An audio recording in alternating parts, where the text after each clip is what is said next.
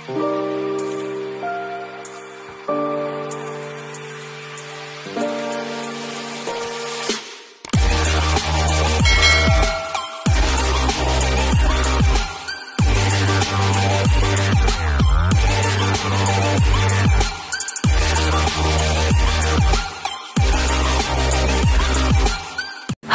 mga guys, mga kakalka. Nandito pala ako sa bahay ni Madam Annie, ni Ate Annie. In-invite niya ako dito.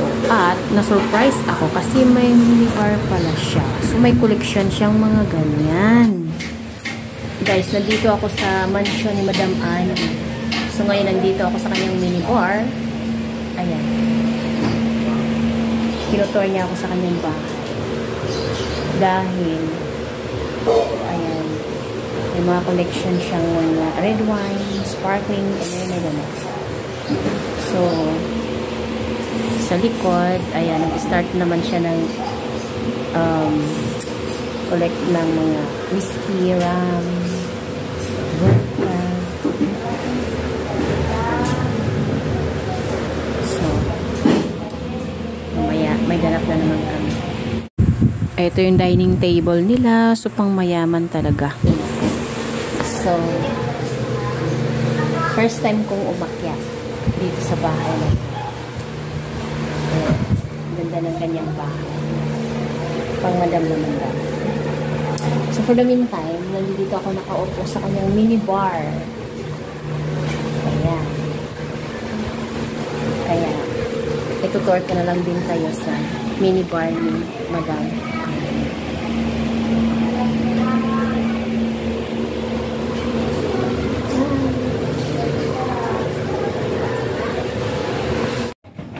So guys, para ako nasa farm.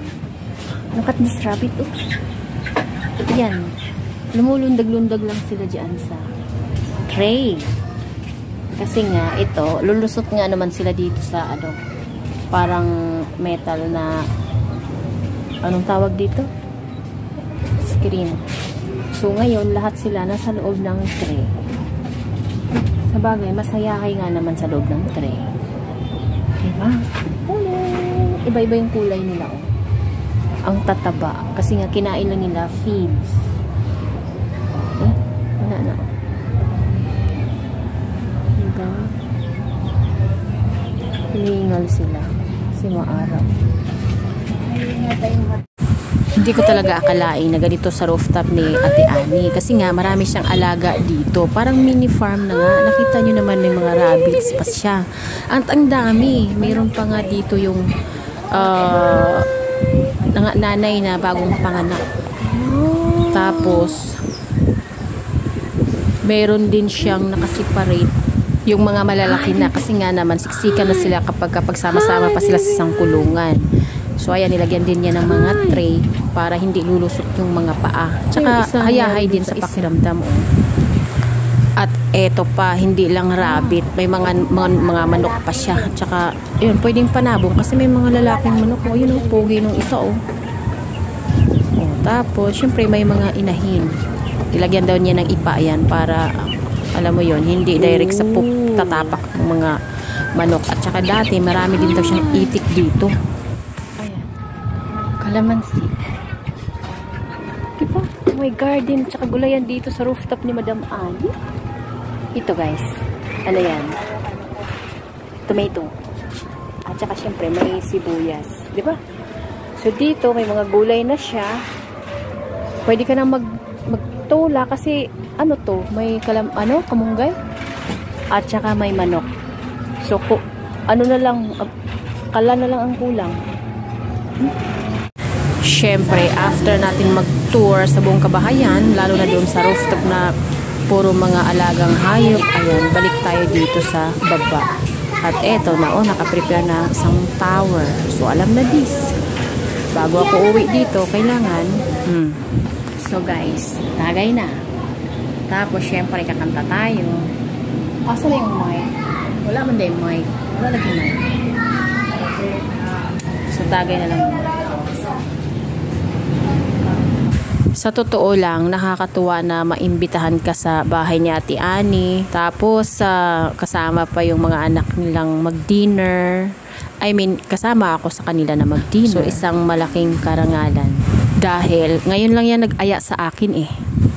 At eto nga, nagkaroon kami ng konting kasiyahan. Siyempre, kumakanta din pala yan si Ate Ann. So, ngayon, alam ko na, magaling din palang kumanta. At syempre, kasama din namin yung kumpare niya. O ayan. Diyan lang naman din pala yan nakatira sa tabi. Tsaka wala namang ebidensya na kumakanta pala si Ate Annie. Dahil may karaoke lang naman siya. O, video okay pala. Palagay ko kumakanta din to. Tropa yata ni Sir John ito. Kaya hindi po pwedeng hindi ito kakanta. At the singer for tonight, ayan, si Madam Chiki. Ayan, kumakanta tong mga to. Kasi nga may sarili nga silang video okay eh. Siyempre, ayan si Madam Che, kumakanta din yan. At syempre, ayan, si Madam Annie. Kaya, let's enjoy the party habang kumakanta si Madam Chiki. Magaling siyang kumanta in fairness.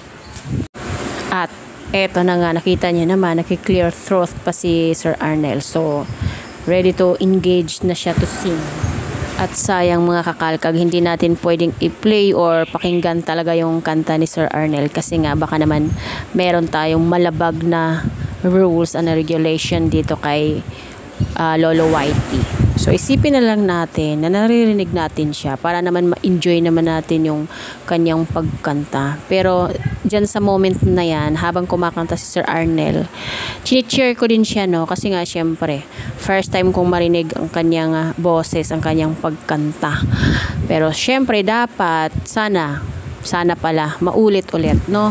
Kasi hindi naman din masama na paminsan-minsan mag-unwind tayo, ayan, mag-hang out with friends, kasi need naman natin yan na kailangan din natin ma-refresh ang ating utak, kaya need din natin ng bonding minsan. Kasi pag weekdays naman, nasa trabaho naman tayo, ang ating utak busy kaiisip. So weekend naman, pwede naman din na paminsan-minsan is ganito, kasiyahan lang.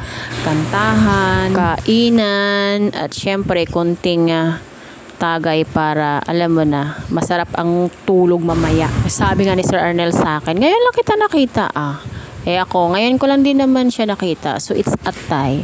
I mean, ngayon lang kasi talaga kami nagbabanding ng ganito. Kung hindi dahil kay Ate Annie, hindi ko rin sila makilala dito sa street nila. Which is, malapit lang din naman to sa street namin. Pero dito lang talaga ako natutuwa kay Ate Annie. Kasi kita nyo naman, may sarili siyang video okay. Diba? Kaya naman pala, hindi naman pala pagkakaila na magaling siyang kumanta. Kasi nga, kapag may free siya or nasa mood, ayan, pwedeng on the spot mag-video okay agad. Ang dami naming food kasi nga nag-prepare talaga siya. Nasa mood siya ngayon actually. Biro mo, nagpaihaw pa siya, bumili ng lechon ng manok, tapos may mga, ano ba yon, yung kwek ba? Tsaka, syempre, mga chichirya. Nakita nyo naman. Kaya marami kaming food. Kaya, okay lang maubos namin tong ilang tower na to. Kasi nga, busog naman din. So, before naman kami nag-start ng tagay is, nag-dinner na kami. So, masaya yung dinner. Busog, syempre. Sabi ni Sir Arnel, medyo paus siya ngayon. Kasi nga, ewan ko parang inuubo ata. Pero, sa totoo lang, kumakanta talaga siya kasi nga, meron din daw siyang sariling video okay.